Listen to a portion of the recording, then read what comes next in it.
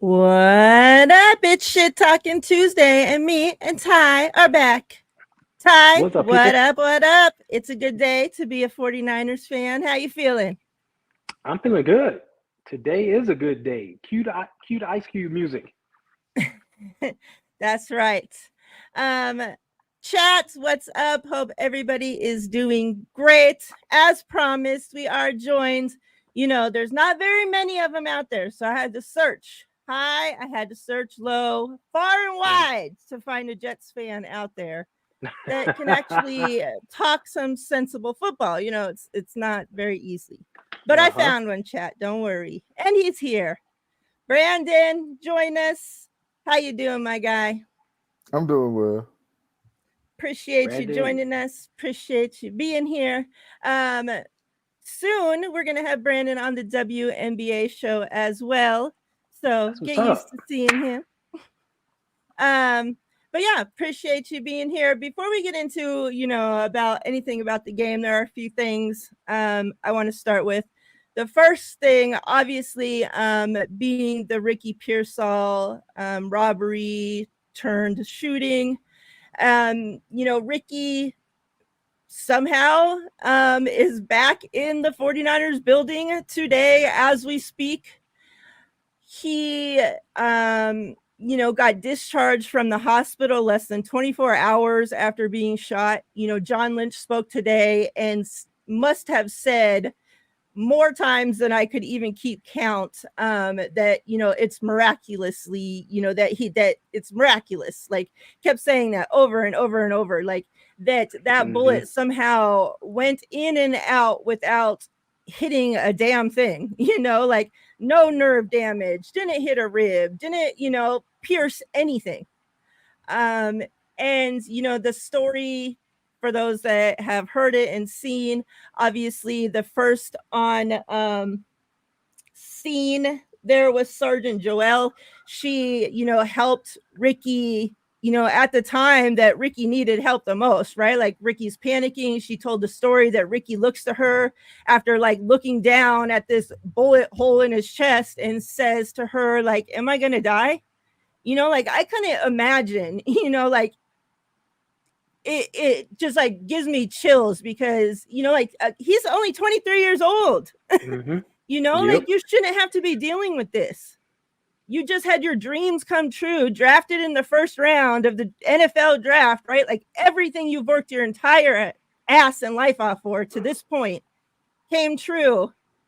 And then you get shot like after a signing, like the kid's going to buy luggage to travel with his team that's about to start Mm-hmm. playing football and gets robbed and shot, like it's crazy. Trent Williams spoke on it and said that like that's one of the things that made him want to come back even more. Like he said, like I needed to get around my guys. Yep. He mentioned back, to mini camp and said, there's all these new guys there, 90 guys there. He's like, and I'm just in and out. He said, but Ricky made a point to come up to me and introduce himself. He's like, and I knew right now, right then, he's like, I could feel like something from that kid, like you could feel his energy. And he's like, so when, I seen that news, he's like, I just wanted to get back here, be with my teammates. Obviously, like everything he talked about, like just showed you why Trent Williams, even though he was obviously going through this holdout and shit, like why he's a leader on this team, right? And then obviously John Lynch spoke about it. I'm sure it seems like they're going to be doing something special for, Joelle, for the police department, for those involved in helping with Ricky on Monday night during this game. He said, stay tuned and, pretty much keep an eye out for it. That something, will be happening. So kind of give me your guys' thoughts. Obviously, you too, Brandon, like as the 49ers, obviously you're not a fan of the 49ers, but just, being a football fan, a fan from the outside, like kind of how you felt when all this news is going down and coming out, about an NFL player, being shot. It kind of it reminded me of the DeMar Hamlin situation, where it was like right then and there, I'm like, I was watching. Pretty much like the whole world was watching. Like it was just like a simple tackle. So I'm like, okay, he gets tackled, and I'm like, then I keep hearing, oh, he's not moving. Then I'm like, what do you mean he's not moving? Then it's like I see like all the camera and stuff. It's like, man, this guy's not moving.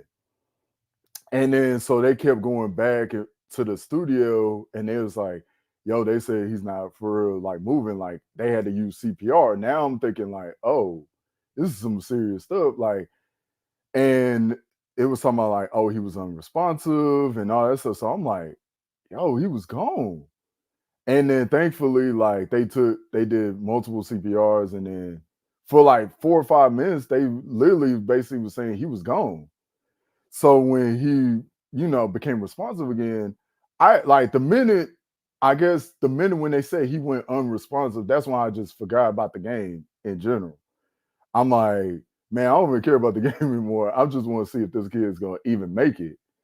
So when he did make it, it was like, ooh, like, this kid's gonna be special. Same thing with Ricky Pearsall. So like when I hear that, I'm like, and seeing how the bullet barely didn't even hit an organ, I'm thinking like, man, like you got another chance at life. Like, cause like, and then what's sad about it is like the reasoning behind it made it more angry of it all Yeah. because it's like it was over a watch, basically. So I'm like, I didn't know like I mean, I knew he got shot, but and I knew it was a robbery, but I didn't know what it was, and then try to put two and two together. I'm like, it's still kind of crazy because it's like, here's a 22, 23-year old just got drafted, probably took care of everything in college, and trying to provide for his family, trying to do the right things, and some person out there wants to ruin it. And then you look at other sports leagues. We just had a hockey player lost his life in a in a bike crash. Him and his brother just down there is getting ready to go to a sister's wedding. So it's like, and then you had some drunk driver just hit them. I'm pretty sure they was in the bike lane, doing all the Mhm. rules, and reading all the understanding all the rules with the whole bike lane and stuff, and here come a drunk driver hitting them and killing both of them on the same day they were supposed to go to their sister's wedding. So it's what it says is that when you go through situations like this, going back to the Ricky situation, it it makes you understand, hey, life is short, like, and if as long as you here, you better cherish everything you have. Yeah. Ty? Well said. Yeah. I don't want to harp on it too much because it's really a sad situation. Like, one, it was senseless. We all know, we've heard about it, and a few inches either way, he might not be with us right now. Mhm. Like, just gone at a young age. It's terrible. Um, don't want to think about it because yeah. So I'm just happy that he's well. Everything seems to be okay. I mean, he was released from the hospital. No vital organs were hit. He's actually back at the facility working out. I mean, in my mind, even if he doesn't play a down of football ever again, I just want him to live a long and healthy life. Just live, man. Be with your family. No parent should ever have to bury their kid, and thank goodness he's still around. That's all I want to say. Yeah. John Lynch said that obviously, they put him on the NFI list, giving him some Hmm. time. to get back. And John Lynch said he's confident that Ricky will play again, that he'll play this season. And it's sad because like I keep going back to him saying that Ricky like told him like I'm not injury prone. Like I hate that you're going through all this, like literally just got shot, like almost lost your life. And the first thing, like not the first thing, but you know what I'm saying? Like still in the hospital that same day that you get shot, you're telling your general manager, like, hey, I'm not injury prone. Like that's the thoughts that are coming to this kid's head. Like, I hate that. I hate that. And it's like you had people already out there saying he was injury prone, like before he even gets shot. And then he gets shot, and it's like that's not under his control. Like, what's that have to do with being injury prone or not? And it's just like that kid played all 5 years of college without missing a single game.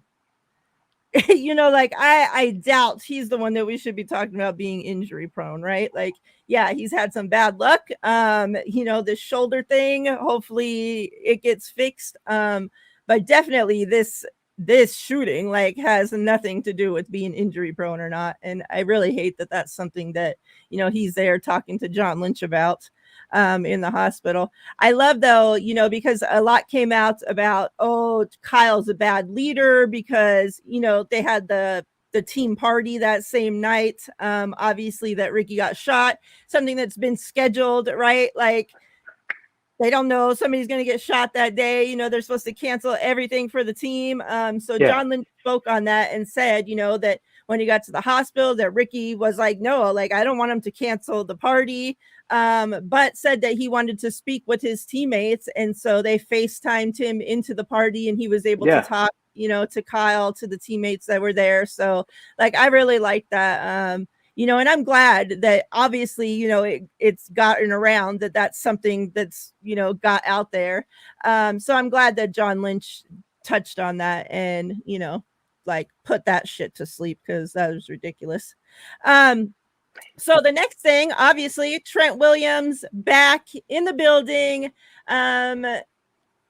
Obviously last week the news with BA getting paid, and so the only thing left for Faithful to worry about was we need our left tackle. Like we literally can't roll into Jets week and have no left tackle. Like what the hell are we gonna do? And we don't have to worry because the big Silverback back in the building, paid like he should be, put added. They said they just reworked the 3-year deal. His plan, he says, is still to play till 40 years old. And yeah, he spoke on it and pretty much said, like normally you have quarterbacks playing till they're old. We're going to talk about an old quarterback in a minute. But you have quarterbacks playing till they're old. You don't normally have, left tackles playing till they're 40 years old and still playing great football, right? Like normally they decline, they're hurt, they're busted up, their knees can't bend anymore. So he says that's something like that puts, wood to the fire that he wants to prove all that shit, wrong. Like he wants to be able to play till he's 40. The training camp narrative that he was, part of the holdout reason was because he didn't want to be there for training camp. He put that shit to sleep and said that that's not the reason. And that he was upset that he had to miss out on certain training camp activities, on, the party, that dinner that, the rich ass Faithful go to over there, like different events that the players do in the off season. Obviously he wasn't there for that because he was holding out. So he said he missed that. He missed being around his guys. So if it's up to him, he's going to be there for training camp, so, but I mean, he's paid. How you feeling? Obviously you, Ty, and then we'll get Brandon. I feel great. It's that. I don't know. To me, it's like he got paid the exact same amount of money he would have been paid anyway. Like it's just they reworked it so they gave him the money early. Great, he's here. Like, okay, let's go. You picked up a paycheck. Let's get to work. That's the way I feel. Like here we go. So I'm cool with it. He's here. Let's happy. Let's bring on week 1. Court's already in here, bossing you around, Brandon. What's up, Glasses Court? on. Yeah, What's up that's with that? that's what I That's said. your Take people. off your glasses. The whole Trent Williams situation, I think was more of. I think usually when players want a deal, they will want it's what I like to call financial security. Yeah. They just want to feel like a commitment is like towards them, like, okay, you're telling me to be committed to the team, but I need y'all to be committed to me as well. So with Ayuk and Trent, it was kind of like a commitment thing. Like, okay, you're asking us to be committed to the team, and we've shown that already. Now, we want y'all to be committed to us and giving us the money and stuff. So a lot, yeah, like I think usually anytime when contracts come up, I'm pro player because like I'm always pro player because of the owners and GMs. I'm thinking, okay, and it's always interesting when I see fans are like, oh well, the players should always take less. They want to win, and it's like, yeah, but like this ain't the NBA. This ain't soccer or any other league where stuff are just guaranteed. And even though I'm injured, money is still coming in. Like this is probably the only sport out there that is not have guaranteed contracts. So like Mhm. one wrong hit, that's it. And even when I'm coming off an injury, they be like, "Oh well, we would have paid you, but you got hurt, so I don't know if we paid you anymore." So it's like that, and that's one of my biggest problems with owners, especially in the NFL. That part. And when's the last time you seen a GM or owner taking less money? Not Like never. I'm looking at the NFL. Yeah, I'm looking at the NFL. You just signed. You making all types of TV deals and all this stuff. I'm like, okay, y'all a $1 billion corporation and y'all making all these TV deals. Where's the players cut? The players like we should get an increased cut as well. If y'all getting y'all cut, so like it's a yin yang type of situation when it comes to contract negotiations. Yeah. The one thing with Trent, we all know he wasn't asking for a raise. We know that. He just wanted the guaranteed money. He just wanted it to be guaranteed. Because, like you said, one hit and you could be gone. Like, yo, like I'm at the end of my career. I want to be set up. I'm already paid. Like, but if I can be set up for the future and not have to worry about things, then I'm good. I'm Gucci. So hey, just give me some guaranteed money so I know I'm straight and I'll be here. And that's what he wanted. I know people was like he wanted to raise and all this other stuff. The numbers bear that that's not true. It's the same money. It's just paid up front now. So he's happy. Like you said, he'll be here for the next 3 years. We're straight. And I wish him well. There's only been a handful of linemen that have played until their 40s. So if he can reach that pinnacle, reach that goal, hey, more power to us. We shall see. Um, Yep. Brendan, kind of take us back before we get into this game. I kind of want to go back to last season. Obviously, there was a lot of hype around the Jets. You guys getting Aaron Rodgers, Hard Knocks, all this, right? A big season. And then we know what happens, right? A few plays into week one, Aaron Rodgers goes down. Kind of like, where were you? Like, were you prior to Aaron Rodgers going down? Like, where were you as a Jets fan? Were you thinking, okay, we got A-Rod, like we stacked this team, we're going all the way? Were you okay, well, we're C, type of thing? Kind of tell me where you were as a fan at that point, right? And then kind of what happened when Aaron Rodgers went down? Were you like, our season's shit? Like, you finally went from bum quarterback to bum quarterback to bum quarterback. Like, you guys got Aaron Rodgers, one of the best quarterbacks to ever freaking play in the league, right? And than to have it come all freaking crashing down. Like us as 49ers fans, like we've been in that spot. So kind Yep. of talk to me about, like how you feeling? How were you feeling then? And kind of like, how are you feeling now as this season starts? So going back to last off season, it was euphoric because I'm like, at first I was like, okay, we know. I was like, okay, Aaron's gonna leave Green Bay, so it was like the talk was like, okay, are you gonna go with Derek Carr or just go with Aaron Rodgers? I was like, I kind of feel like I need to go with Aaron. Yes, I know his age and stuff, but I'm like, bro, give me Aaron Rodgers. So like, and I would notice like on social media how like Brees Hall and Sauce Gardner was just trying so hard to recruit Aaron to the Jets. He was like, so that made me think like, oh, they want Aaron.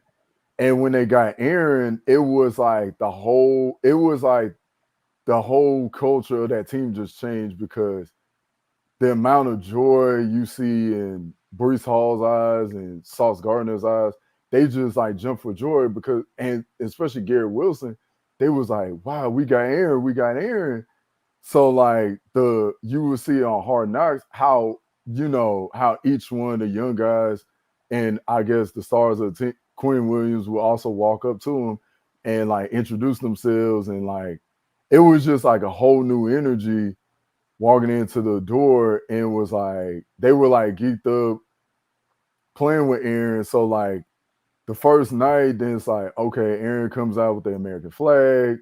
It's like you feel like patriotic and euphoria. And then it's like when he went down, it was like how like this is like it was like the worst way to go down. Cause like I get it. If he went down like half into the season, it wouldn't have hurt as much. But it's the fact that like he was 4 plays in and it got Yep. hurt. So I was just like, like, and it was like it wasn't a Super Bowl hopes. It was like, man, like I know for a fact if he never gets hurt, we're in the playoffs. And who knows what have happened with Aaron in the playoffs with this team. So like that's how I kind of feel about this team this season, where it's like, okay, Aaron's back healthy and whole, O line is better, and then the receiver core is better. Like, so it's just like, okay, a better quarterback room is cool, not just with Aaron, but Tyrod and of course Jordan Travis. So it's a better quarterback room. So overall, it's like, okay, get in the playoffs and let's see what they can do. Like that's my expectation was last year, and it's the same expectation this year. So are you not planning, because he didn't play in the preseason, right? No. No, he did not. So this action against the 49ers, who, have top 2 defense in the league, and it ain't 2. So are there any worries that now you have Aaron Rodgers coming back, from this injury? He hasn't played any game time whatsoever, and now is going to be facing a stout 49ers defense. Like, how confident are you with, Aaron Rodgers specifically? One thing I've learned, the crazy thing about Aaron, one thing I've learned about Aaron is that this is what Aaron wants to hear, if that makes sense. The doubters say, oh, like you're old, you're coming off of Achilles. There's no way an athlete comes off of this and still performs at the same level. Like, it's like Aaron has always had a chip on his shoulder. Like, and it's like, I think it's kind of weird. And like, it's almost like Aaron needs something like this to get him going. Because the thing about Aaron is like, Aaron, when Aaron gets a lot of compliments, it's like it comes boring to him. It's when you doubt him, it's like, okay, now I got something to play for. So I think like Aaron has something to play for. It's like, okay, they say I'm old, they say I'm coming up, I can't have success off of Achilles here.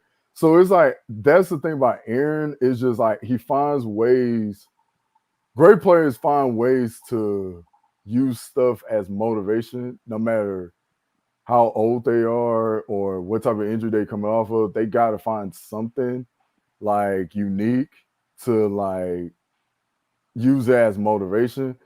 Like, yes, although like 49ers is a style defense, there are some holes in this like in the secondary per se because for as like I don't know about Hufunga and the corners on the back end, like that's probably the only I would say that would, and then obviously Dre Greenlaw is missing sometimes. So there's some areas on the defense that Aaron could like pick apart I hope because he does. I hope he tries. yeah, this is like a different offensive line. So that's why I'm saying like it is not really the same offensive line like it was last year. That's why I said like it's more like if he can figure out where the holes are on the 49ers defense is, he should have a good enough game. Ty, what you think about holes in the secondary, the corners? How you feeling about that? Fuck around, find out. Corners. Whoo, we got some dogs back there. The corners. The only spot which you mentioned is the free safety spot. Well, I should say the other safety spot. Huff won't be back. I can't see him playing. Like, come on, let's be real. Um, so who are they going to start back there? And it's going to be someone that hasn't had a lot of playing time, whether it's George Odom or the rookie Malik Mustafa, right? One of those guys are going to be what you would say would be the target to try to pick on them just because of the inexperience. But the way the team plays defense, I don't think that'll be a detriment. Um, the to me, this game comes down to the battle of the trenches. So it's our front seven versus their O line, and our O line versus their front seven. That's the strength. So which one is going to win that matchup? Brandon, I want to get your opinion. Like I know some pieces have changed on the O line from last year. Is it still spotty to you? How do you think it's going to hold up? Give me your opinion on that. I think it's I guess like it's better because of who we added. Yes, like there are obviously the Tyron Smith edition was huge. Mm-hmm. And like, yes, although he's huge, he is getting older. So the concern is like, okay, can he get back to how he was a couple years ago in Dallas? And then, which is why I'm glad the Jets went out and drafted a tackle from Penn State to kind of make sure, like, hey, if one of these tackles go down during the season, we can probably put the rookie out there to Mm-hmm. fill one of those holes. So I'm glad they're like they did go add Moses from Baltimore and like which is key. Like they understand, hey, we got an older quarterback. He's coming off of Achilles here. Let's fix up the O line. I'm glad they did that. And then defense, they was like, hey, let's just continue to grow with this defense. Obviously, you got Sauce Gardner. I know I'm biased saying this, but I still feel like he's one of the best. He's the best corner in the game. Obviously, you got DJ Reed opposite side. You got your safeties. You got a front seven that's really respectable. That's good enough to rush the passer. Yes, Reddick is in a holdout still, but I still feel like we still got Quentin Williams. He's an All-Pro defensive lineman. I believe he's going to command a lot of double team, and it's going to Hell allow yeah. somebody on the edge to get to Brock Purdy.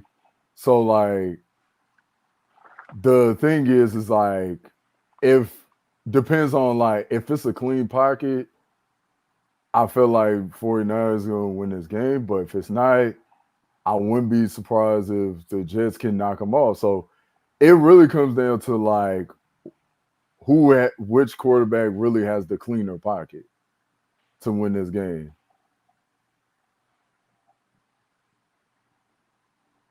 What you I'm in think? agreement with that. Yeah. And we know Quentin Williams is a problem. I say double team his big ass all game. Don't give him no one-on-one looks because we know what a problem he can be. That's the threat on the O line, right? On the defensive line for you guys. So that's what I'm saying. And yeah, your corners. I mean, it's good across the board. I think the two teams kind of mirror each other in terms of defense. All right. So uh, that's why this matchup is intriguing to me. That's why I say it comes down to the trenches. And Brandon, you hit the nail on the head. Like, who's going to protect the quarterback better? Who's going to get the running game going better? All those things. Um, there's going to be a fun Monday night. I can tell you that much. Yeah, how if you had to give me a record prediction right now, Brandon, what would you give me for the Jets this season? Uh, I would say about 10-7, 10-7, because I look at other teams out of the AFC. Obviously, you got Cleveland, you got Baltimore, Cincinnati. When Joe Burrow is healthy and whole, you look at the Dolphins out there. You got Buffalo, you got Houston, you got Kansas City, of course. So you got all of these teams like vying for 7 spots. So it comes down to like schedule, obviously nutrition, who stays the healthiest, and like getting off to a better start. Like that's always key. But really, at the end of the day, it matters. Like, okay, how fast does this team come together, and health, like nutrition wise, can we stay healthy enough to where like we can win some big games? Like that would be the ultimate factor. Lucky for you, Kenny, he's not uh I don't think Mets, right? You're No, not a no, Mets fan? And not a Nets fan. no. So just the Jets. The rest of his teams, I don't know. They're all over the place. So how did you become a Jets fan anyway? Like, why Um, did you pick one of the shittiest teams to be a fan of? I think it's like, well, one, like, okay, so like growing up, my I'm also like a Kansas Jayhawks fan. So like growing up, Paul Pierce went to Kansas. So once he got drafted by the Celtics, they had green and white. So they had like it was green and white. So I would look, I guess like I fell in love with the team colors. So I was like, oh, I like green and white. So I started rooting for the Jets because of the team colors.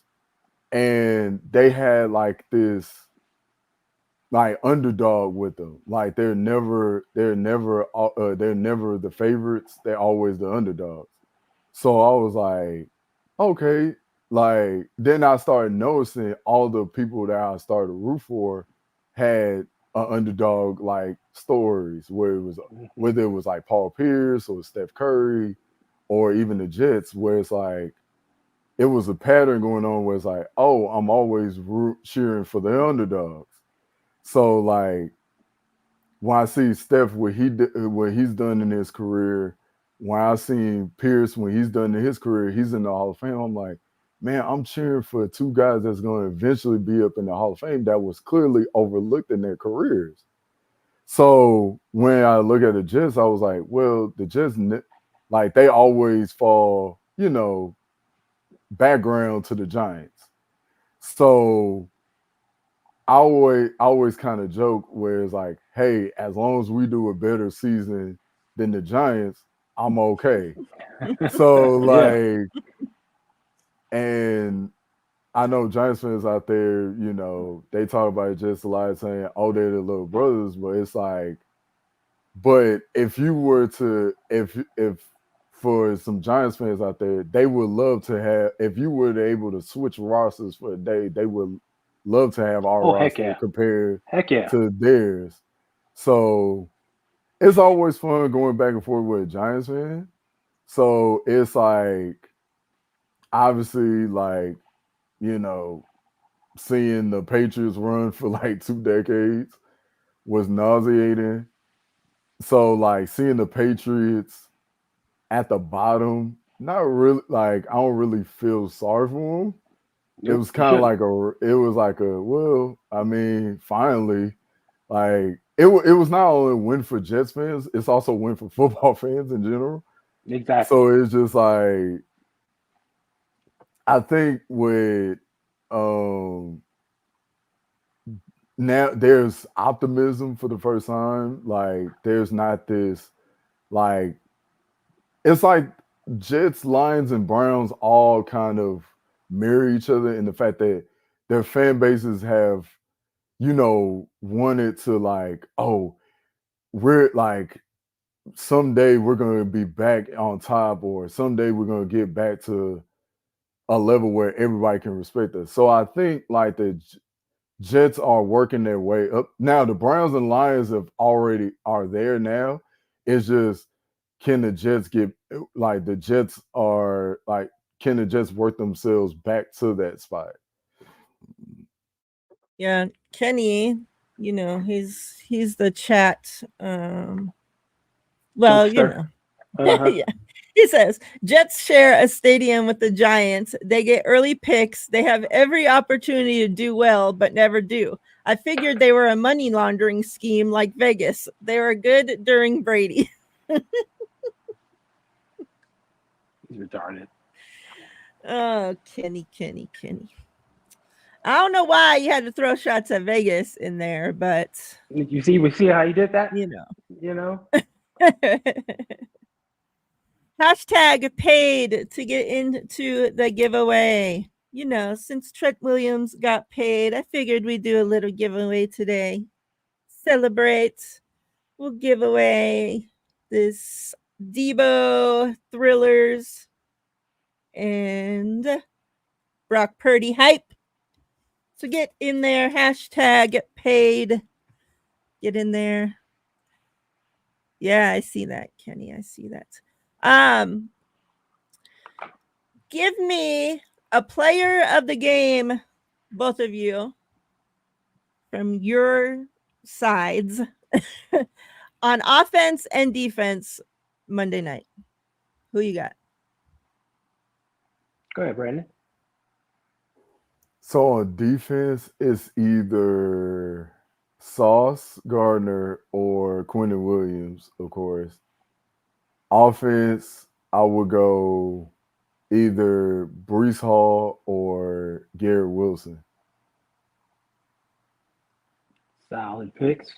Okay, for me on offense is going to be Debo Samuel. I think he's going to come out with some fire. Set the tone, do his thing. So shout out to Debo. On defense, I'm going to go with All Pro Fred. No one has talked about Fred this entire offseason. Just nothing. Haven't heard a peep from him. You just know he was there in camp. So I think he's going to come out with some fire and be just flying all over the place. So those are my two picks. I'm going to go, one of those cornerbacks that you threw shade at. I'm going to put one of them out there. Give me my young guy, Diamador Lenore. My guy. And then offense, Debo is a good one. I would say Debo.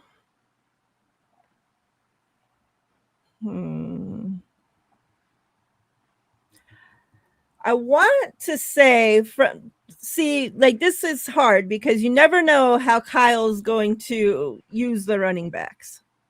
Yeah, it's true. So, I could say, obviously, you could say CMC every game he can go off, right? Yeah. But I want to okay, well, from the offseason Mason had, I could see him definitely going off, but does he get enough touches to do so?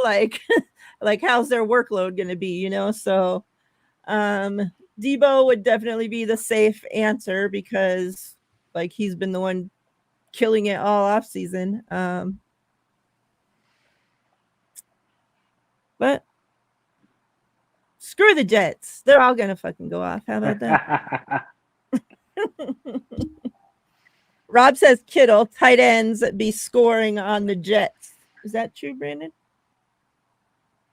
Y'all can't stop the tight ends. I got problems I with tight mean, ends. it's one.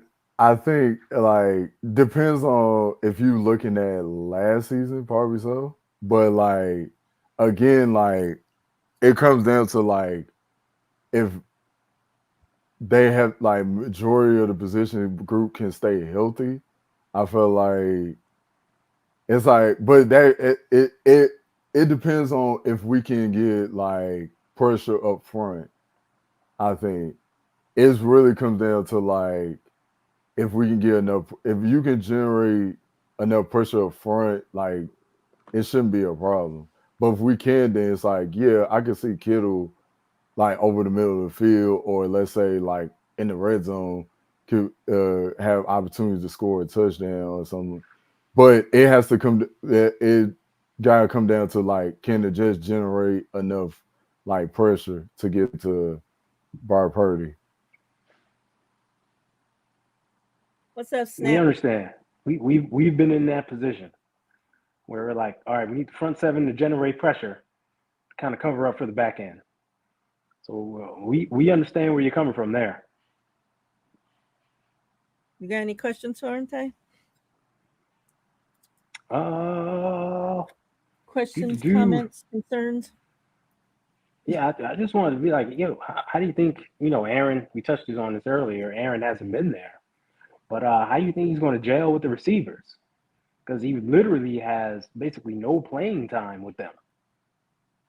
They've been So smoking weed together. They're good. a team um, that puffs together, I That's think my it's kind of tea. like, I think the thing about them is like it's kind of like the Roger injury was kind of like a blessing in disguise a little bit, because it was like maybe like Aaron is like, okay, I can't, I have to understand, okay, this is a younger group, so I have to like embrace them a little bit more. Like, okay, this is a younger bunch. I'm dealing with younger stars, so I have to be a better leader. Like, I have to be like, okay, this is, I have to adjust my personality enough to where like to make them understand what level I need them to be on. So it's mm-hmm. like obviously it's gonna come down to like communication and stuff like that, like understanding where you need to be on a certain route and timing of the throws, because that's what made him and Jordy was really good in Green Bay. Like understanding, Yeah, hey, I need you to be like, if it's a fade route, I need you to do this. Go all run it the entire, like don't stop the route mid stride. I need you to run the entire route, and I'm gonna throw this ball to you. Like don't stop short of the route. So it's like understanding like little stuff like that, to understand like, okay, when you running routes, like I'm gonna need you to not stop short of that route, because if you stop short of the route and I throw the ball, now it's a turnover, and that's where the miscommunication could hit could hot to the spotlight. So like it's just little things like that, and then for the defense to understand, hey, Aaron's probably this probably for the first time since his Super Bowl season, this is probably the best defense that Aaron's gonna have.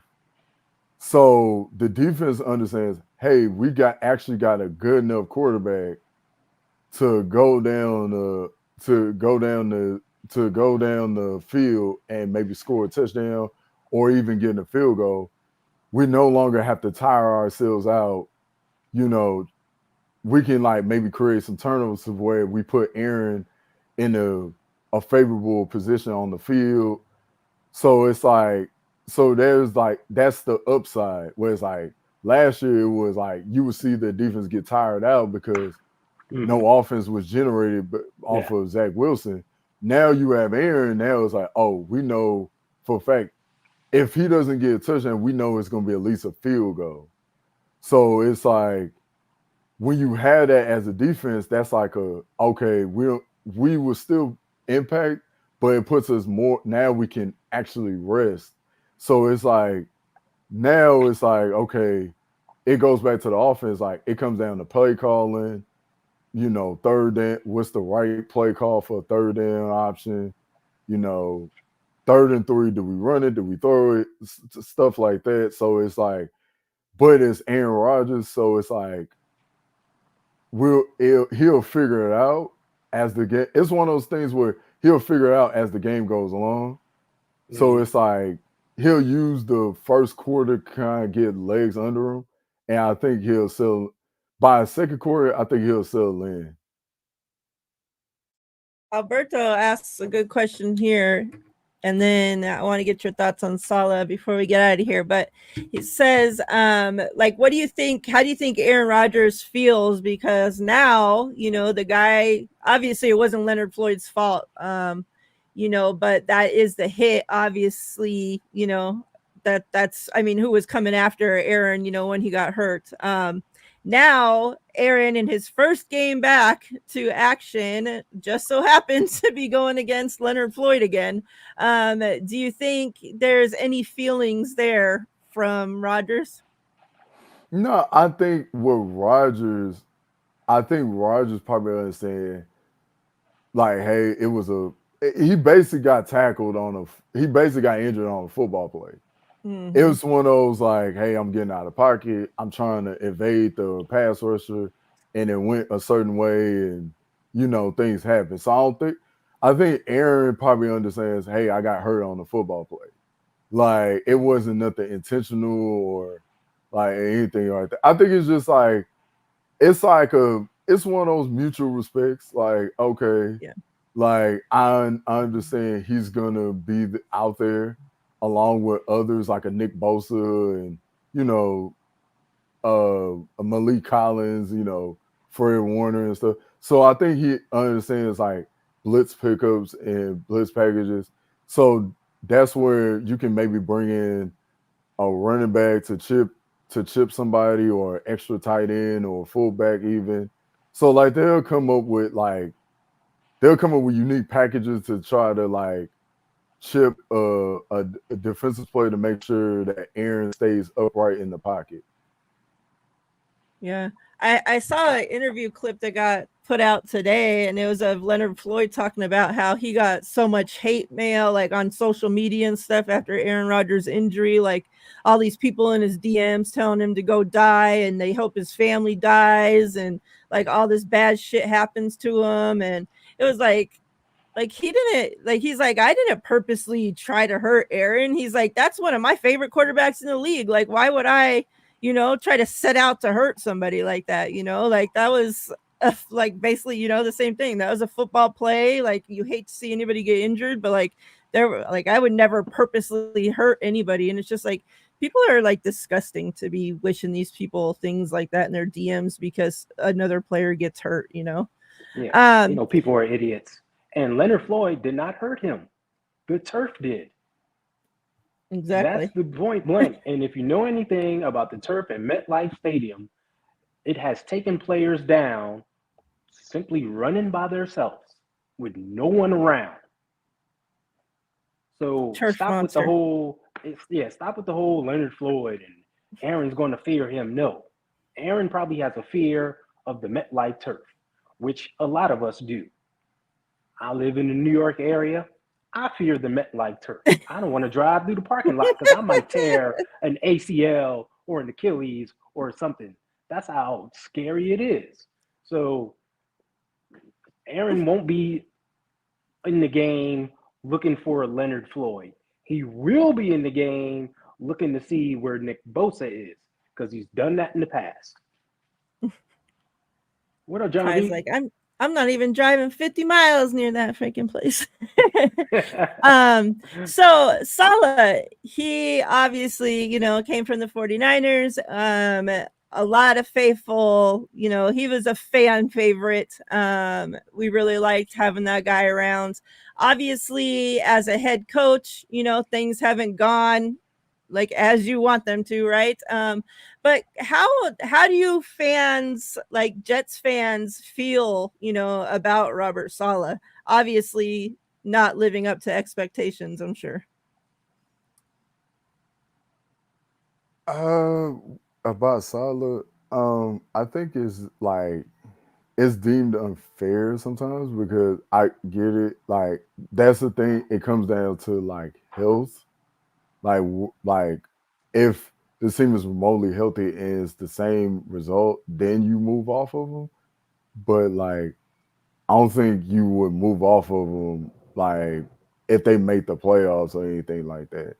I think it's just like we tend to we look at like the talent and we're like, oh, if you win it, like you must like do this. And it's like you still have to like players still have to buy into what you're selling. Like we always tend to look at the roster and it's like, oh, well, with this roster, you should be doing. It's like, yeah, that's easy for you to say. You're not on the sidelines trying to overlook a 53 man roster, trying to figure out, okay, what should I go for? Should this happens and all of this? So it's like plan A, plan B, plan all the different backup plans to go through should certain stuff happen. So it's not just offense you looking at. You got to look at defense, special teams, backups, all of that stuff, making sure how can I get 53 players to sacrifice for one another and buy in to win the ultimate goal, which is the Super Bowl. Yeah, I think he's not on a short leash either. He didn't. They just didn't have a quarterback. One. Then when they got a quarterback, he went away. They still didn't have a quarterback. So we 49er fans know how it is when you don't have a quarterback. We've lived Mhm. through it. It's rough. And I'm telling you, the teams kind of mirror each other the way it's going. Like we had a defense that was top three, but an offense that was just offensive. Like they couldn't move the ball, and the defense stayed on the field too long, and would get gassed. We've been there. I wouldn't have him on a short leash. He is a good coach. We see he made his mark on the defense. That's his forte. They have Aaron. Aaron brought in his guy to be offensive coordinator. They installed their offense. I think you got to give that time to see if it works. You know, at least 2, 3 seasons. Plus, with these young receivers, well, one young star receiver, some other guys, like they could be something. But you got to give it time. I don't think it's going to be an overnight success. Yeah, I forgot about this too. But like, do you think he shows up, or like, what are you guys expecting? Like, is he just gonna hold out for freaking the entire season? Like, what's his deal?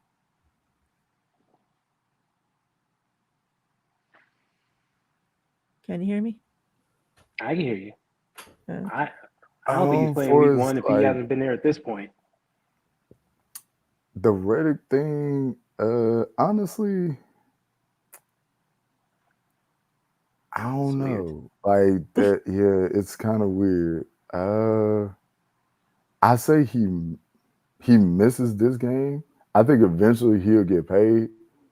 I think they just it's kind of like a Chris Jones situation where it's mm-hmm. like, okay, how valuable is he? How does it look? How did it like? Yeah, obviously, have if Reddick, you know, plays this year, I would be a little surprised. But if he doesn't, I wouldn't be surprised.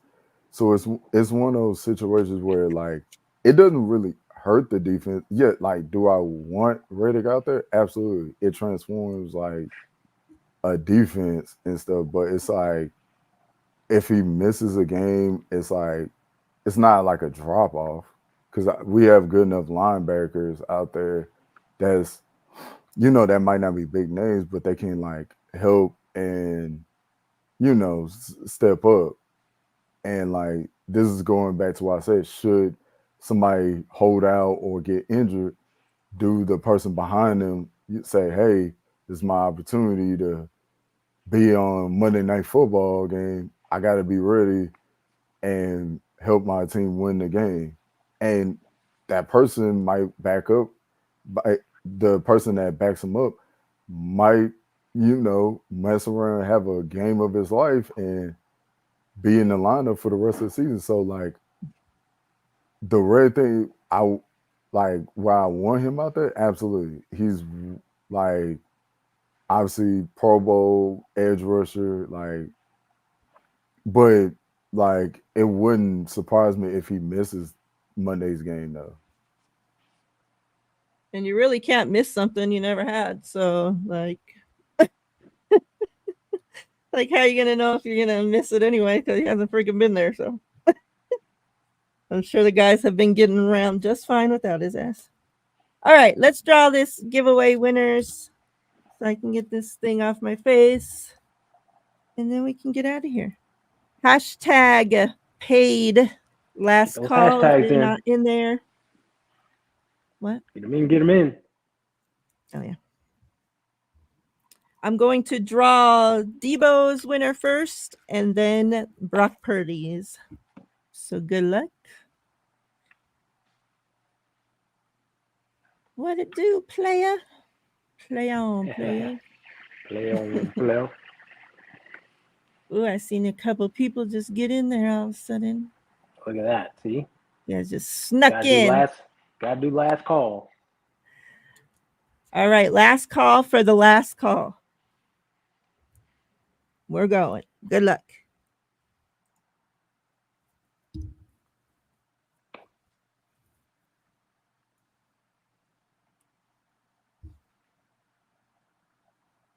Don gets Debo. Congrats, Dawn. All right. And for Big Brock Purdy, good luck. Big Brock Purdy gonna get paid next season. We'll be going through this shit all over again. Steve-O. Yep. Congrats, Evo. Congrats. Congrats, Don. Congrats, Steve-O. All right. Any last thoughts from either of you guys before we get out of here?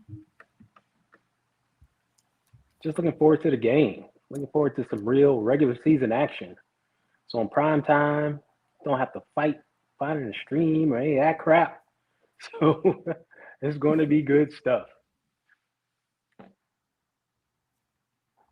Same here.